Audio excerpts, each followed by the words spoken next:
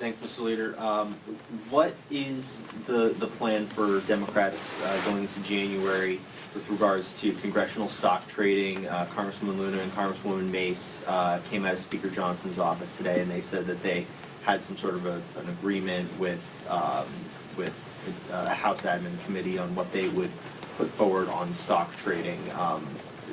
What are Democrats going to do with that? It seems like theirs won't address the executive branch.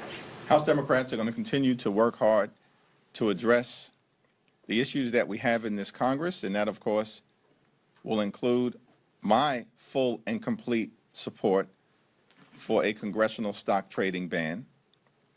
But at the same period of time, I support the legislation that was just introduced this week that I don't think has a single Republican on it. Why?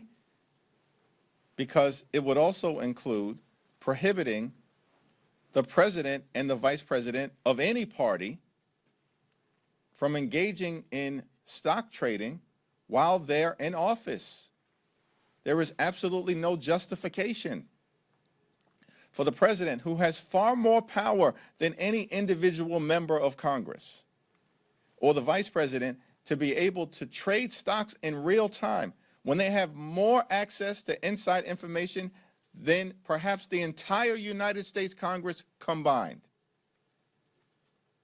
as it relates to regulatory activity, because the executive branch controls the regulatory agencies in the United States of America, including the Securities and Exchange Commission. There is zero justification and rationale for allowing a president of any party or a vice president of any party to be able to engage in stock trading while they have the awesome power of the presidency, vice presidency, and executive branch in their hands. Would you expect a discharge petition on the latest bill from Democrats? There have been 3 successful discharge petitions over the last 3 weeks. We have successfully forced an up or down vote on the release of the Epstein files in support of the advocacy from the brave survivors of Jeffrey Epstein and the horrors that were visited upon them.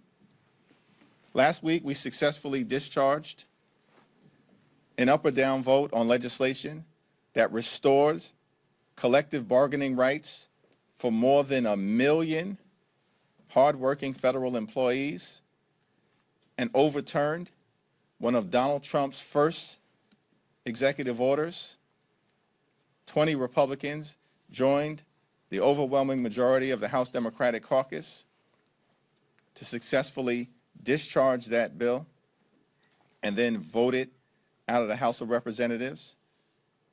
This week, we've currently succeeded in successfully discharging legislation to extend the Affordable Care Act tax credits for 3 years to prevent tens of millions of hardworking American taxpayers from experiencing dramatically increased health insurance costs so they can go see a doctor when they need one. There have been more successful discharge petitions in the last 3 weeks than there have been in the last 3 decades in the United States Congress. So we're working to deal with the healthcare crisis that's in front of us, because we still have unfinished business since Mike Johnson decided to adjourn the House of Representatives today and cancel votes tomorrow. Because Republican leaders want no part of actually keeping health care affordable for working class Americans, middle class Americans, and hardworking American taxpayers. We'll cross the next bridge when we get to it in terms of future discharge petitions, but what's in front of us right now is the need to finish the job and extend the Affordable Care Act tax credits.